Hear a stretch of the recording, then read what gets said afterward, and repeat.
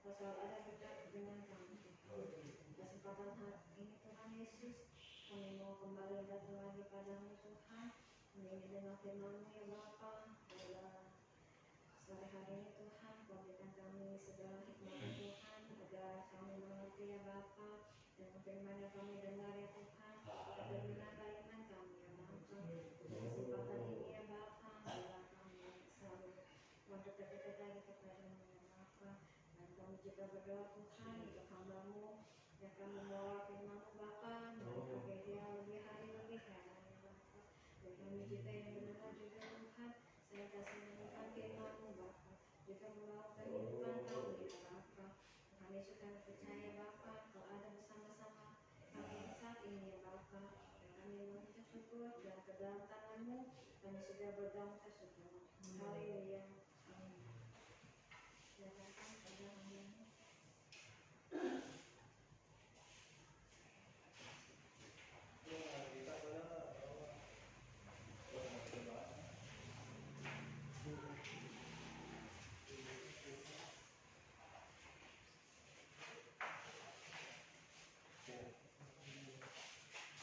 Shalom.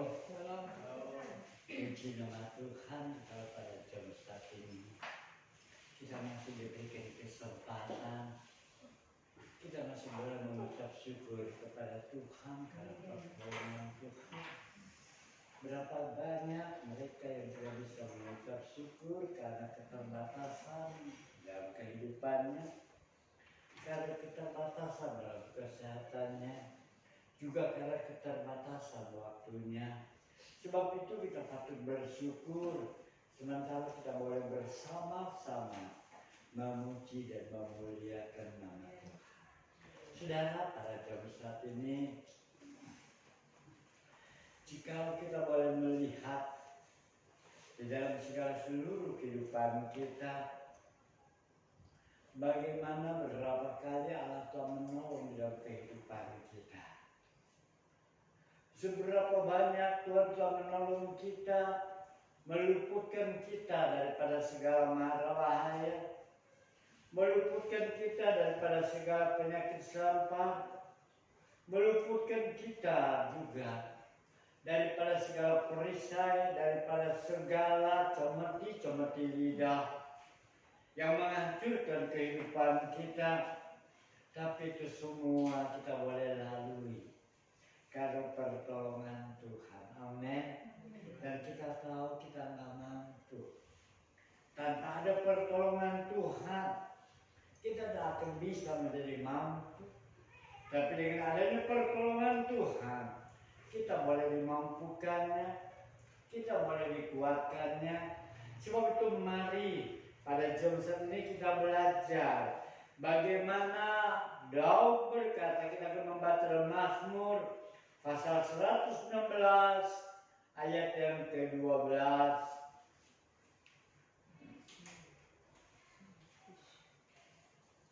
Mazmur pasal 116 ayat yang ke-12. Kalau sama dengan Alkitab saya, halaman 659 di dalam Perjanjian Lama. Sudah dapat? 116 ayat yang ke-12. Kita mau sama-sama bangkit berdiri. Kita mau sama-sama merenungkan dan menyimak firman Allah. Sudah dapat? Amin. Mazmur pasal 116 ayat yang ke-12. Kita akan membaca bersama-sama. Kita bangkit berdiri. Oke, nggak bisa apa. Oke, kita baca bersama-sama. 3.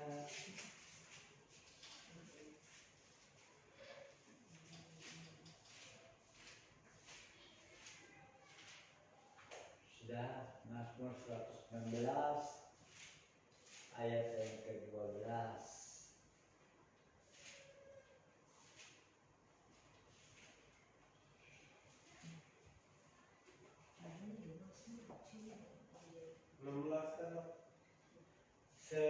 116 ayat yang ke-12.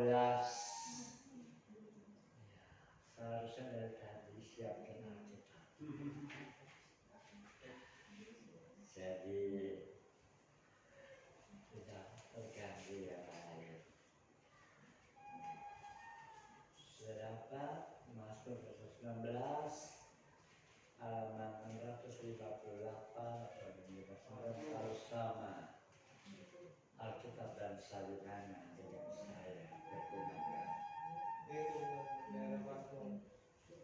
Tetap baik kita akan membaca bersama-sama 3, 2, 1. Bagaimana akan kubalas kepada Tuhan segala kebajikannya kepadaku. Sekali lagi, bagaimana akan kubalas kepada Tuhan segala kebajikannya kepadaku. Terima kasih, silakan duduk. Kita akan belajar. Seseorang kalau dia merasa sudah ditolong oleh Tuhan, kalau kita ditolong oleh manusia, kita harus selalu ingat. Meskipun sudah puluhan tahun berlalu, tetapi tetap teringat di dalam pikiran kita. Kita telah ditolong oleh seseorang. Masih terngiang di telinga kita. Bagaimana dia berkata, mari saya bawa kamu. Masih teringat, masih terbayang di mata kita.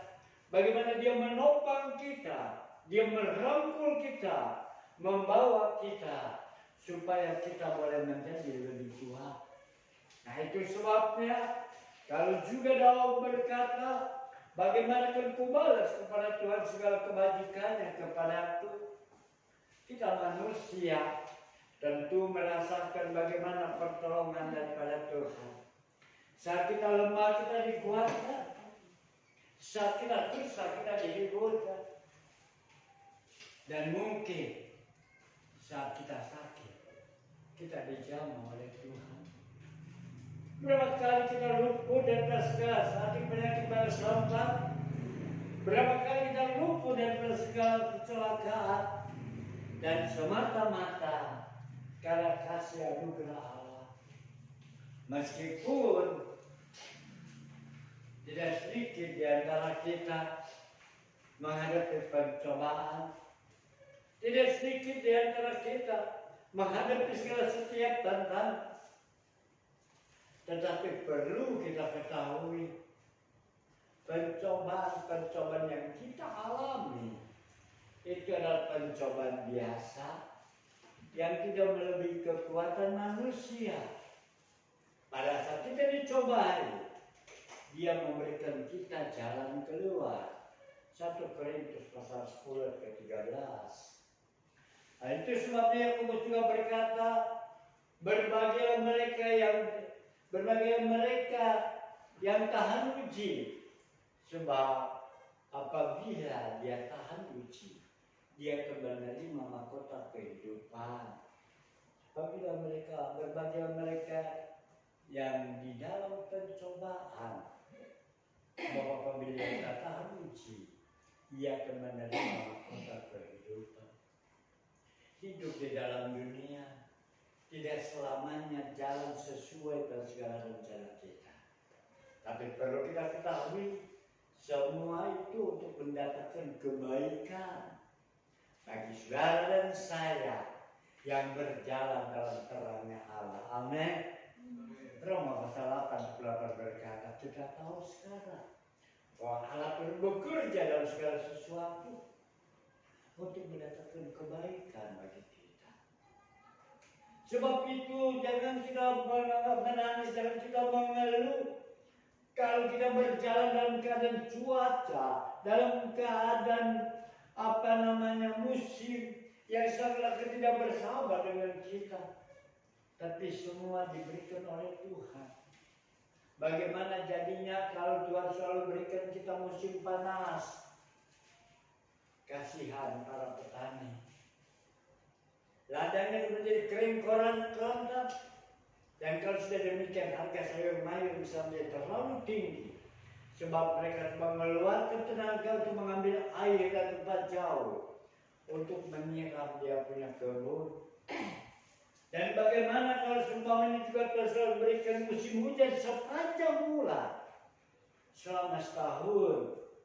Tentu kasihan para nelayan, dia tidak bisa melaut. Dan kalau sudah tidak bisa melaut, mau tidak mau, harga ikan kemudian tinggi. Bagaimana mereka bisa membeli untuk mencukupi kebutuhan protein dalam kehidupan?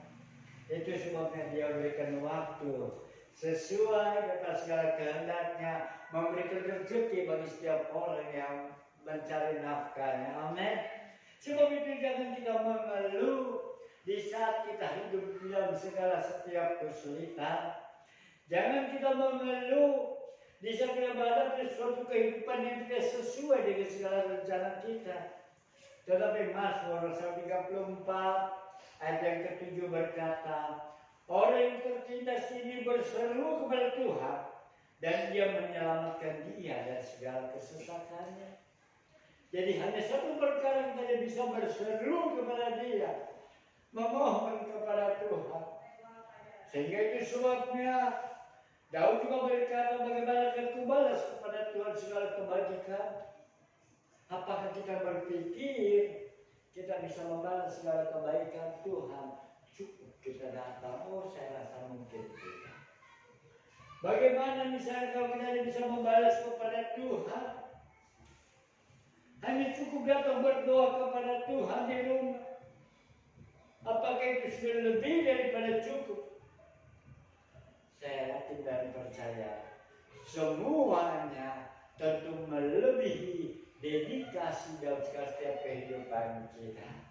Itu sebabnya untuk bisa memperoleh, untuk bisa mempertahankan dedikasi itu, maka kita melihat sekali peristiwa di dalam 2 Tawarik pasal yang ke-7, kita melihat bagaimana Raja Salomo itu dia adalah beribadah kepada Tuhan.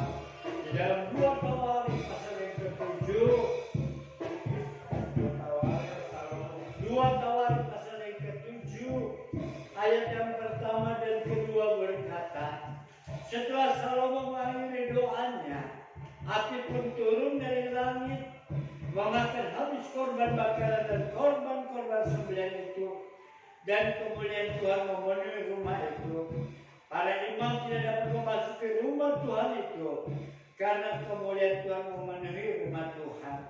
Seketika segenap orang Israel melihat api itu turun dan kemuliaan Tuhan meliputi rumah itu, berlututlah mereka di atas lantai dengan muka mereka sampai ke tanah, lalu sujud menyembah dan menyanyikan syukur bagi Tuhan, sebab Ia baik, bahwasanya untuk selama-lamanya kasih setia. Ayat 1 sampai ke 3 kita melihat sekali peristiwa bahwa Salomo ingin mentabiskan rumah Allah. Ya, setelah sekian ratus tahun rumah Allah bisa dibongkar pasang di padang gurun. Dan Salomo merasa dia sebagai anak dan peradab. Dia merasa bahwa dia telah diurapi oleh Tuhan dan dia menjadi raja. Dia ingin membuat suatu rumah tabernakel yang luar biasa megahnya. Sehingga akhirnya dibangun. Pembangunan rumah itu dengan biaya yang cukup mahal. Mungkin triliunan rupiah kalau menurut rupiah kita di sini. Sebab kayu-kayu yang dia beli dari raja-raja di sebelah, dia kirim dana supaya bisa dikirimkan itu kayu-kayu sanobar jatuh di luar tanah yang begitu berkualitas bagus, minta dikirim. Baik mereka melalui laut, baik mereka melalui sungai, minta dikirim supaya dikerjakan di situ. Dan itu sebabnya setelah selesai mereka mengadakan sembelihan, mengadakan korban. Dan inilah doa Salomo yang dijawab pada kali yang kedua. Kali yang pertama dia mempersembahkan 10.000 ekor domba. Dan itu saatnya dia berdoa, dia meminta kepada Tuhan hikmat dan akal budi daripada Tuhan. Tetapi di pada kali yang kedua kita melihat ternyata dia mendapat jawaban daripada Tuhan saat dia saat Allah turun di dalam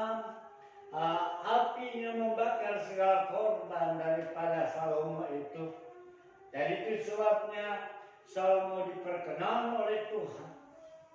Tetapi pada saat itu maka Salomo mempersembahkan korban. Berapa ribu yang dia korbankan pada saat itu?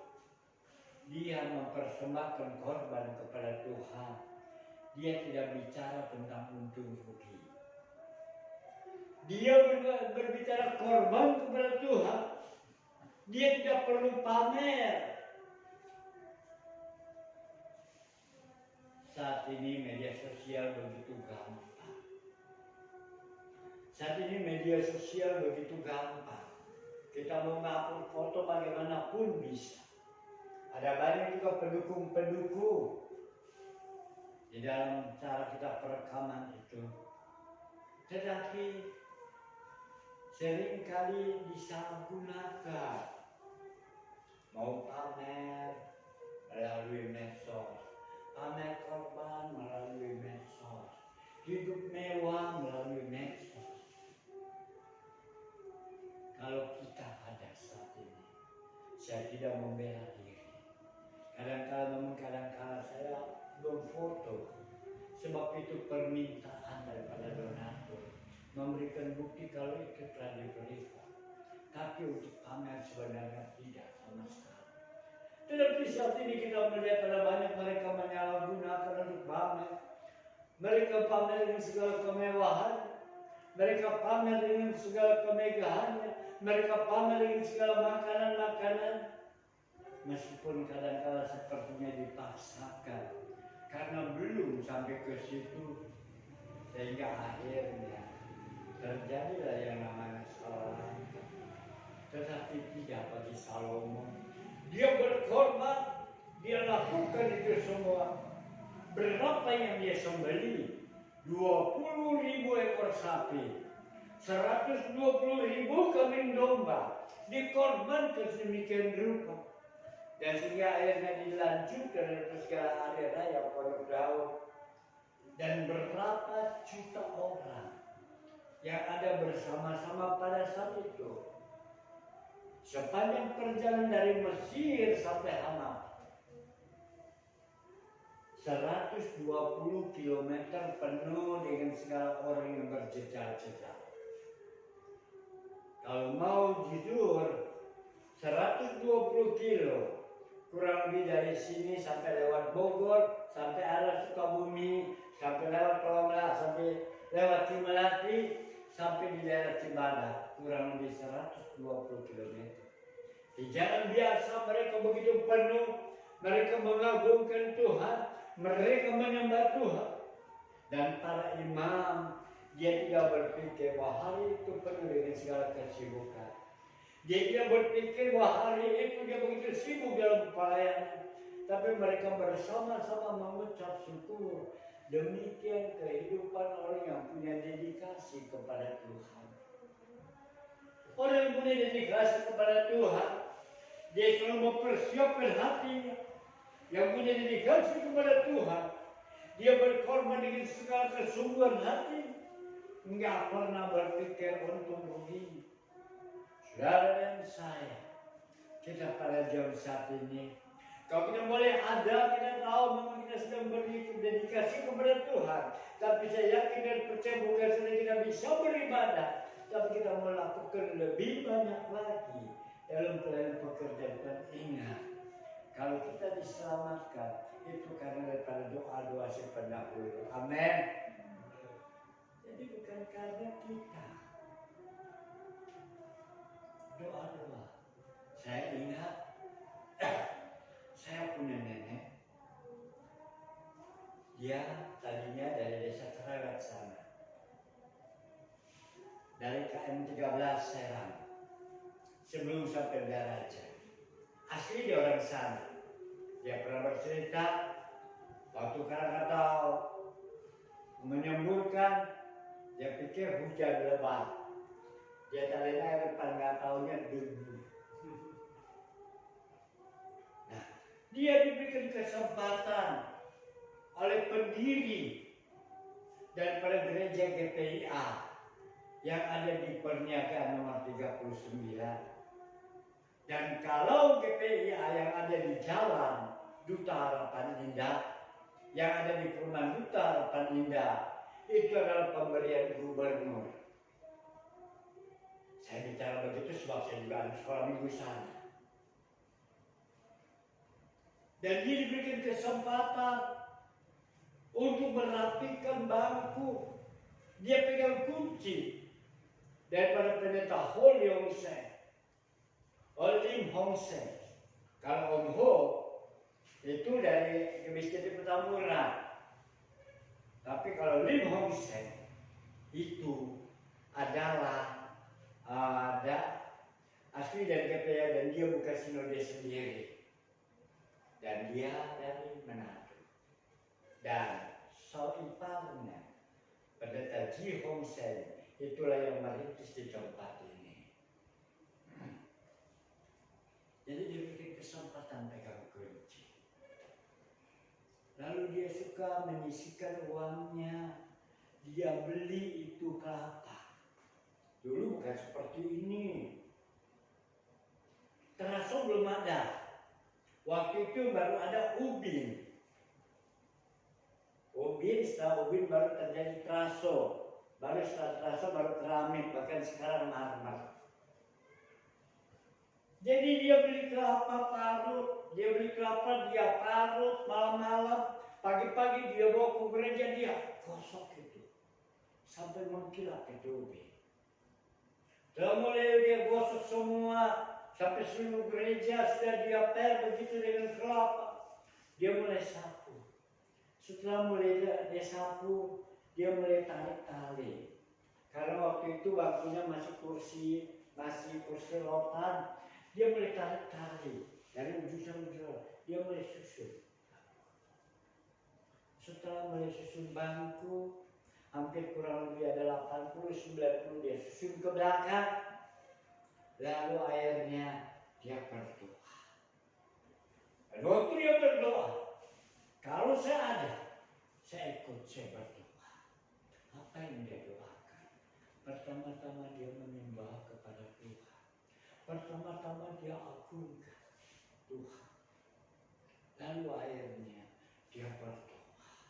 Berdoa untuk seluruh sidang jemaat. Berdoa untuk setiap pribadi lepas pribadi. Bahkan di akhir doanya dia juga berdoa untuk anak cucu dan mantunya, termasuk saya di Tuhan. Dia begitu berdoa sungguh-sungguh supaya banyak jiwa dapat dimenangkan, banyak jiwa diselamatkan. Itu sebabnya dia bilang, Tuhan pakai anak cucu, mereka boleh menjadi berkat buat Tuhan. Saudara, saya tidak berbangga kalau keluarga kami adalah keluarga Imam Levi, sebab memang semua dalam pelayanan, baik yang di Papua, baik yang di Bandung, bahkan juga di sini semua terjun dalam pelayanan.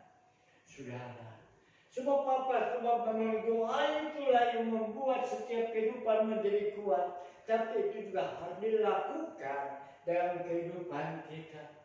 Demikian juga dalam kehidupan kita. Kalau kita boleh datang ke dalam gereja, kalau kita boleh menyerahkan kehidupan, bukan karena kita punya inisiatif, tapi Tuhan sendiri gerakkan karena doa-doa daripada yang lain. Itu sebabnya doa ini selalu mengutamakan. Doa ini selalu diutamakan. Untuk bersebab kita tahu kalau kita telah diselamatkan, kita juga perlu berdoa untuk kaum keluarga kita. Kita perlu berdoa untuk sahabat kita. Kita perlu berdoa. Dan dalam doa itu kita penuh dengan segala pengorbanan. Apa itu pengorbanan? Pengorbanan waktu. Aduh, ini film-film filmnya rame-rame, film ada. Waduh, Korea lagi nih. Ada lagi doa. Ini pengorbanan namanya. Kita tahu sebab ubah kita.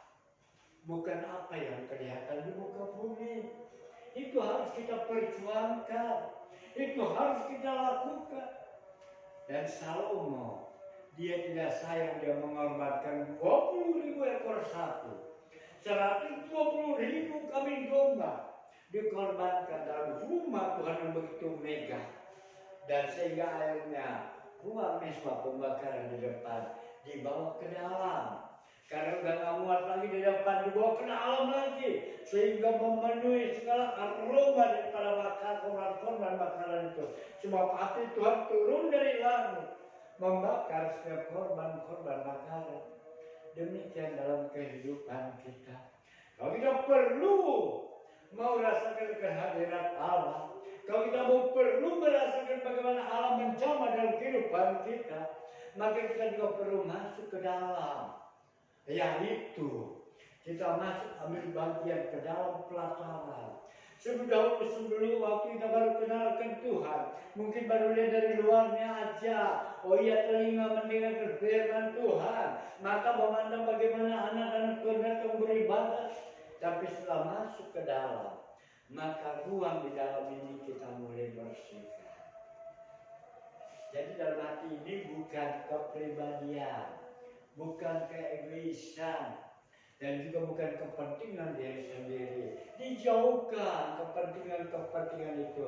Yang utama karena Yesus adalah Raja, maka kehidupannya penuh dengan segala kemuliaan Allah. 1 Korintus 6:19 berkata, tahukah kau bahwa tubuhmu adalah rumah Allah? Jadi kalau dalam tubuh kita adalah rumah Allah, maka jangan kita rusak. Seseorang jika dia merusak rumah, dia bukan berhadapan dengan yang punya rumah, tapi dia berhadapan dengan hukum. Demikian kita. Kalau kita punya rumah Allah dan kehidupan kita rusak, yaitu bagaimana caranya kita merusak. Maka kita punya ucapan, ya tadinya hati ini begitu murni menyembah Tuhan, lalu ada titip simpelnya, lalu ada titip salam dalam hati. Keegoisan mulai timbul, itu sangat berbahaya. Kita jauhkan itu, dan kita selalu memuliakan Tuhan dengan segala perkataan kita. Kita agungkan Dia, supaya kita sucikan kehidupan kita. Kita mau belajar supaya kemuliaan Tuhan dalam kehidupan kita mengesampingkan kepentingan pribadi. Kita banyak berdoa supaya keluarga kita diselamatkan. Saudara tahu bagaimana jadinya kalau saat kita ada di surga, lalu seseorang menuding kita, engkau waktu di dunia engkau tidak memberitahu kepada saya bagaimana supaya saya bisa selamat. Maka kita akan dihukum dengan perasaan seperti itu. Sebab itu sekarang saatnya kita bisa memberitakan tentang Tuhan. Nggak usah kita hafal dengan Alkitab, tapi kita bisa bersaksi bagaimana Tuhan telah menolong dalam kehidupan kita. Kita bisa bersaksi bagaimana Tuhan telah meluputkan kita dari segala sesuatu yang menyesatkan kehidupan kita. Dan itu menjadi suatu kesaksian. Kalau sudah demikian terserah. Kalau mereka terima, mereka akan selamat. Mereka tidak terima, maka kita tidak menjadi beban buat mereka. Sebab itu mari, ada dalam ayat itu juga berkata, kalau tidak kita beritakan firman pada mereka, maka kita akan dituntut daripada darah orang itu. Tapi kalau kita bisa melakukan, kalau dia terima, kita boleh bersyukur jiwanya diselamatkan. Kalau dia tidak terima, itu sudah di luar, sudah bukan tanggung jawab kita lagi. Sebab apa? Sebab Tuhan hanya berkata kita sampaikan dia berita kabar baik. Sebab itu mari kita belajar seperti Salomo. Oh, dia mengesampingkan segala perkara-perkara keinginan kepentingan diri sendiri. Dia punya dedikasi yang kuat untuk melayani Tuhan. Mari kita ambil bagian, kita ambil dedikasi, kita punya dedikasi yang kuat kepada Tuhan. Sebab hidup nggak sebatas untuk melewati hari demi hari. Sebab apakah kita hanya hidup sebagai batasan melewati hari demi hari? Bagaimana jika habis waktu kita, habis masa kontrak kita, maka kita akan dipertanyakan apa kerja. Kita memang tidak seperti pengajaran lain, ada yang namanya syukur.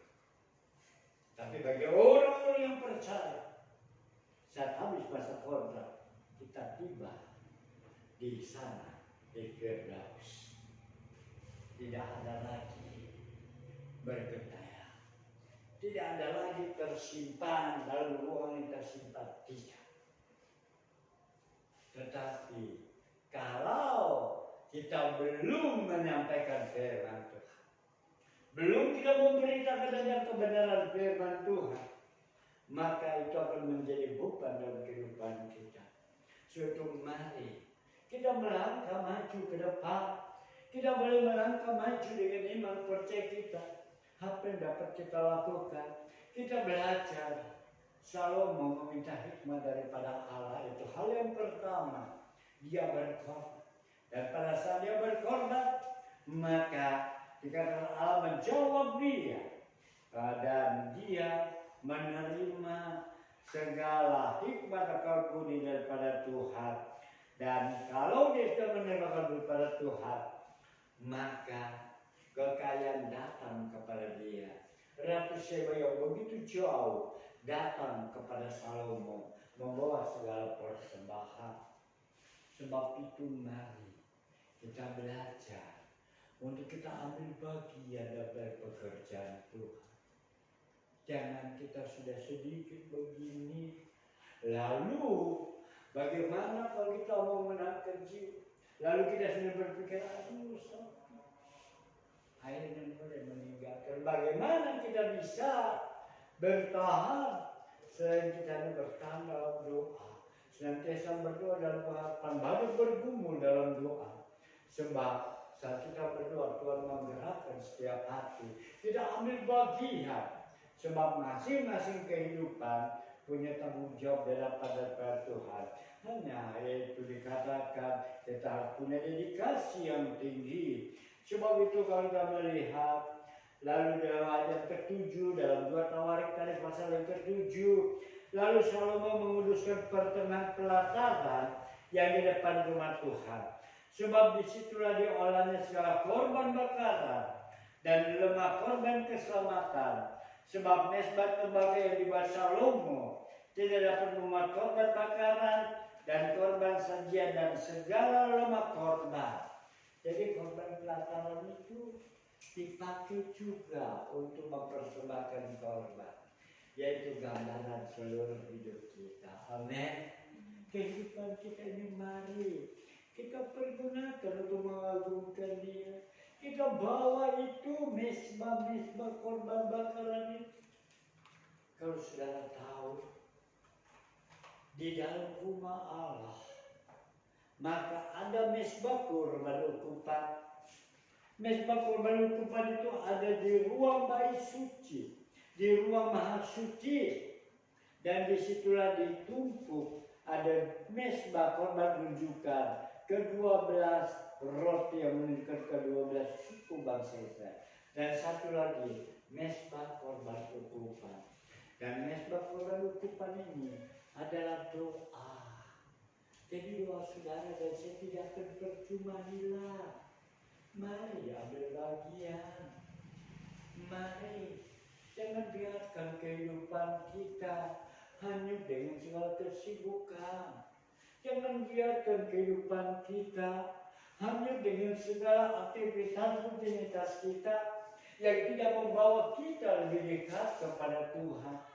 Mari jadikan kehidupan saudara dan saya menjadi kehidupan yang berarti, menjadi kehidupan yang berbobot. Sebab setiap pekerjaan Tuhan, setiap seluruh jemaat Tuhan punya bagian. Bukan tanggung jawab daripada seorang pendeta, bukan tanggung jawab seorang misionaris, tapi tanggung jawab semua tentang pelayanan pekerjaan Tuhan. Sehingga dengan jalan demikian ada generasi-generasi penerus yang melayani pekerjaan Tuhan. Saya sangat sedih sekali kalau sampai saya melihat pekerjaan Tuhan, anak-anak yang tidak mengambil bagian, sehingga akhirnya waktu perintis ini meninggal, maka gereja itu diambil alih oleh orang lain. Sebab itu mari kita ambil bagian, mari kita dukung semua bersama-sama, sehingga banyak jiwa boleh datang kepada Tuhan. banyak jiwa dapat diselamatkan. Bagaimana mungkin mereka bisa diselamatkan kalau mereka tidak mendengar? Bagaimana mungkin mereka bisa mendengar kalau mereka tidak ada yang memberitakan? Bagaimana mereka bisa digerakkan oleh Tuhan kalau tidak ada orang yang ambil bagian dalam doa keselamatan setiap jiwa-jiwa? Sebab itu mari jangan anggap remeh segala firman Tuhan. Itu semua untuk mendatangkan kebaikan bagi saudara dan saya. Sebab itu biar dalam hidup ini mari kita ambil bagian. Bagi juga kalau kita boleh lakukan itu semua sehingga dikatakan bahwa begitu baik. Yang 2 tahun tadi dikatakan 2 tahun pasal yang ke-7 dikatakan itu sebab dia baik, bahwasanya itu selama-lamanya kasih setianya. Ini adalah pujian Salomo yang selalu dinyanyikan oleh ayahnya, dan juga Salomo ada pada saat puji dinyanyikan oleh ayahnya, dinyanyikan oleh seluruh jemaat, sehingga puji itu terungkap daripada pujian daripada Salomo, sehingga garis turun temurun ada pujian yang mengenalkan firman Tuhan. Suatu mari sebagai orang-orang yang percaya, mari kita senantiasa ambil bagian. Mari kalau kita mau merasakan segala hadirat daripada Allah, maka lakukanlah sesuai seperti yang Salomo lakukan sedemikian rupa. Dan kalau sudah melakukannya, maka kita melihat bagaimana juga Daud berkata di dalam Mazmur 116 tadi ayat yang ke-13, aku akan mengangkat piala keselamatan dan akan menyerukan nama Tuhan. Dia mengangkat piala keselamatan. Apa itu piala keselamatan? Keselamatan itu biar keselamatan itu dikerjakan. Keselamatan itu dikerjakan. Dan sehingga kalau keselamatan itu dikerjakan, apapun situasi dalam kehidupan, dia tidak akan tinggalkan Tuhan. Amin. Dia tetap teguh dan dia akan mampu dalam kehidupannya. Sebab itu mari kita ambil bagian, dan dengan jalan demikian maka kita boleh diselamatkan. Sebagaimana dikatakan bahwa hendaklah engkau setia sampai mati. Bahwa mereka yang setia sampai mati, mereka akan diselamatkan. Sebab itu mari jangan rinduannya sebatas kita boleh datang beribadah, tapi ambil bagian. Kita berkorban dengan lebih sungguh-sungguh, kita berdoa dengan lebih sungguh-sungguh. Bahkan bila perlu kita ambil untuk tim penginjilan, kita bentuk tim untuk mencari jiwa-jiwa berkeliling. Sebab dengan jalan demikian kita bisa memberitakan firman Tuhan. Kita bisa melihat menjangkau setiap jiwa-jiwa. Tanpa ada demikian, maka pekerjaan kita menjadi suam-suam kuku. Tidak ada pergerakan. Sampai kita begitu nyaman di dalam, tidak mau lihat keluar bagaimana keadaan di luar. Tapi mari kita boleh melangkah keluar, membawa banyak jiwa. Dengan jalan demikian, maka nama Tuhan dipermuliakan. Banyak jiwa dimenangkan dan diselamatkan. Yang mereka terikat dalam kelepasan, yang mereka dalam keadaan terkekang, mereka dibebaskan. Sebab berita tentang keselamatan disampaikan. Dan untuk itu Yesus lahir ke muka bumi. Untuk itu dia memperbaharui kasihnya kepada manusia, sehingga kita boleh lebih sungguh-sungguh lagi iring kepada Tuhan. Dan biar kita minta dikuduskan oleh Tuhan, kita boleh disucikan oleh Tuhan kehidupan kita, sehingga kehidupan ini menjadi kehidupan yang berarti. Kuduskan tempat ini untuk kami berdoa. Kuduskan hati ini untuk kami menyembah. Biar segala perkara ku serahkan